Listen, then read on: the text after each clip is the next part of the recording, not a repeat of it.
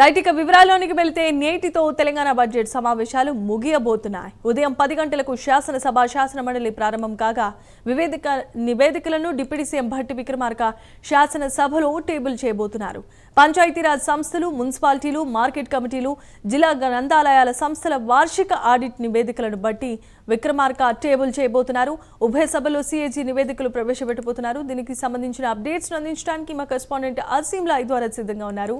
అజీం, చెప్పండి.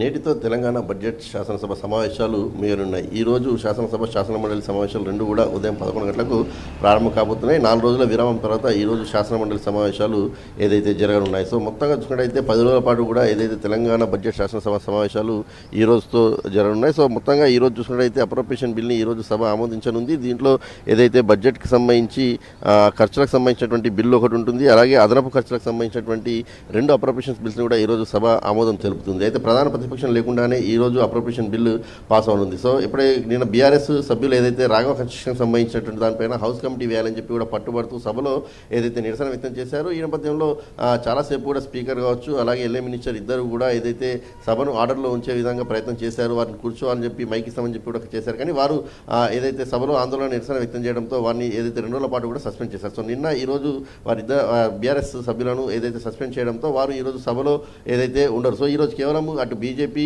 అలాగే ఏదైతే ఎంఐఎం, సిపిఐ, కాంగ్రెస్ పార్టీకి సంబంధించిన సభ్యులు మాత్రమే ఈరోజు శాసనసభ సమావేశంలో పాల్గొంటారు. ఇక శాసన మండలిలో బీఆర్ఎస్ ఎమ్మెల్సీలు ఉన్నారు, వారు ఏదైతే సమావేశంలో కూడా పాల్గొంటారు. కానీ వారు ఇచ్చినటువంటి వాయిదా తీర్మానం చూసినట్టయితే కూడా ఏదైతే రాఘవ కన్స్ట్రక్షన్ సంబంధించిన దాని అంశంపై హౌస్ కమిటీ వేయాలి, లేదంటే సిట్టింగ్ జడ్జితో విచారణ జరిపించాలని చెప్పి డిమాండ్ చేస్తూ ఏదైతే వాయిదా తీర్మానం ఇచ్చారు. కాబట్టి వారు కూడా ఈరోజు శాసన మండలిలో ఏదైతే హౌస్ కమిటీకి సంబంధించిన అంశంపై పట్టుబట్టేటువంటి అవకాశం ఉంటుంది. కాబట్టి అక్కడ కూడా ఏదైతే ఈరోజు వాడివేడిగా జరిగేటువంటి అవకాశాలు కూడా కనిపిస్తున్నాయి. దీంతోపాటు ఈరోజు కాగ్ రిపోర్ట్ని కూడా ఏదైతే శాసనసభలో ఏదైతే ప్రభుత్వం ప్రవేశపెట్టనుంది, శాసన మండలి కూడా ప్రవేశపెట్టనుంది. సో కాగ్ నివేదికకు సంబంధించిన అంశం కూడా ఈరోజు చాలా ప్రధానంగా చర్చకు వచ్చేటువంటి అవకాశం కూడా ఏదైతే కనిపిస్తుంది. సో ఉభయ సభలు 2 శాసన మండలి, శాసనసభలో కూడా ఈరోజు క్వశ్చన్ అవర్స్ని కూడా రద్దు చేశారు. నేరుగా ఏదైతే సభకు సంబంధించిన అంశాల్లో ఏదైతే చర్చకు వెళ్తారు. సో ఈరోజు మనం చూసుకున్నట్టయితే శాసన సభలో 2 బిల్లకు సంబంధించిన అంశం కూడా ఏదైతే value added tax amendment bill ఉంటుంది, అలాగే hate speech, hate crime preparation బిల్కి సంబంధించినటువంటి కూడా ప్రివెన్షన్ బిల్లు కూడా ఏదైతే సభలో చర్చకు వస్తుంది. దీంతోపాటు అడ్వకేట్ ప్రొటెక్షన్ బిల్లు కూడా ఈరోజు శాసనసభలో శాసన మండలిలో చర్చకు వచ్చేటువంటి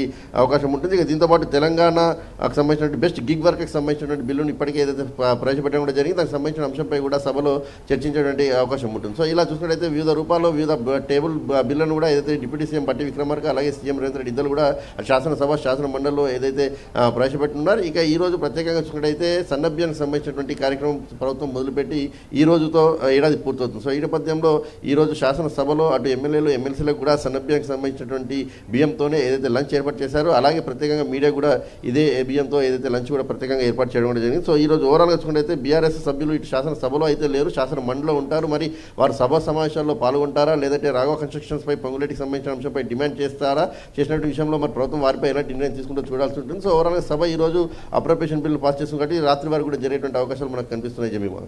right, thanks for the updates Azeem.